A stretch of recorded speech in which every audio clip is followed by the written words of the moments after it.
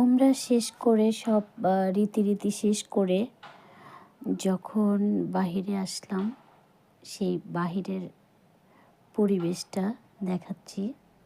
দেখেন গাইস, মাশাআল্লাহ, যারা কখনো যাননি ওমরা করতে, তারা আল্লাহর কাছে নিয়ত করবেন যেন কাবা শরীফটা মৃত্যুর আগে হলেও দেখে যেতে পারেন।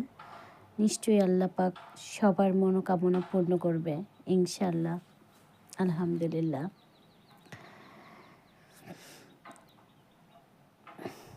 আমি প্রথমবারের মতো ভিডিও করেছিলাম। আমি এত সুন্দর করে ভিডিও যদিও করতে পারিনি, তবুও দেখতে সুন্দর জিনিসের সব কিছুই সুন্দর হয়। আমি নতুন হাতে ভিডিওটা করলাম, জানি না কতটুকু সুন্দরভাবে করতে পেরেছি। তারপরেও আমি সবার উদ্দেশ্যে দেখানোর জন্য ভিডিওগুলো আপলোড করলাম। কত সুন্দর জায়গা, কত পবিত্র, কত পরিষ্কার পরিচ্ছন্ন, মনোপ্রাণ জুড়িয়ে যায়।